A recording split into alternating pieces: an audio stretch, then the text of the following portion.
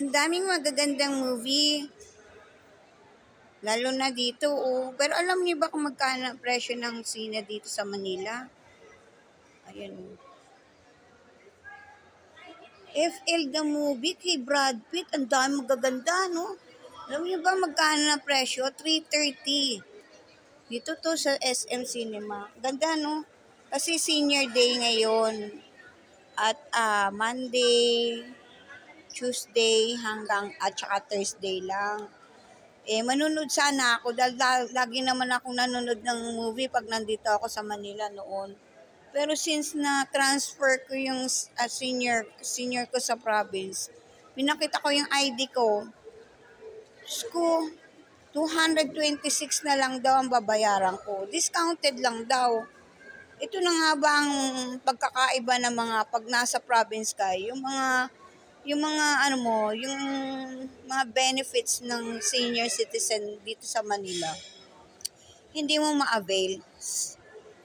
Para na lang kung sa mga pagkain, sa mga restaurants. Pero since dito kasi dito libre ang cinema sa Manila para sa senior. Now, kita nyo, itong pagkakaiba talaga. Sa province, wala nang mga sinihan dun no?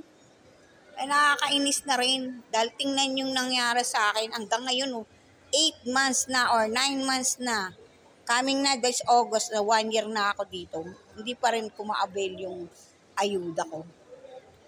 Senior citizen na pension ko. Ganun katagal ang mga pagpaprocess sa province. Kaya nakakapag-isip ka na rin bumalik dito sa Maynila. Ang hirap Paano ka mabubuhay sa probinsya? Kung ang inaasahan mo lang, yun lang yung senior citizen mo at yung savings mo, wala na. Walang-wala ka na sa ilang buwan kong pagtigil sa probinsya. Akala ko maayos ang magiging buhay ko kahit papaano kung nandun ka sa probinsya. Oo, magastos na rin dun Pero wala kang cinema, wala kang mga kung ano-ano. Dito malalakad mo lang ang sinehan. Libre pa kung senior ka. Pero syempre, maraming dapat mong ma-avail. Tulad niyan, pati sa pagkain dito, nakakainis. Yung mga chicheria dyan, doon sa store, makakabili ka lang dyan, mura lang dyan 20%. Hindi ko na-trinay ngayon. Naiinis na lang ako. Ang daming magagandang movie. 330 na yan Yan. Tingnan na lang natin kasi hindi naman talaga ako palaging nanonood ng sine.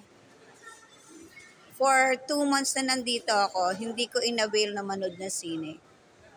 Kung 220 na lang yan, di magkano rin yun? Yan, Ballerina. Meron naman akong DVD player pa hanggang ngayon. Noise. Wow, magaganda, no?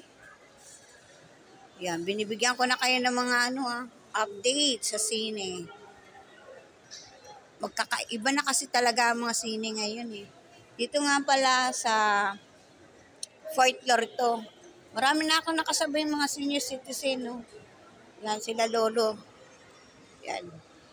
Hindi ako makakanood na sine. Ganda sana no? Hindi po kasi nila gusto payag pag hindi dito yung mo senior citizen. Ano ba yung senior mo? Sa province po Ay, hindi pwede. lumuwas lang po ako pero dati dito ako talaga. Gano'n na lang.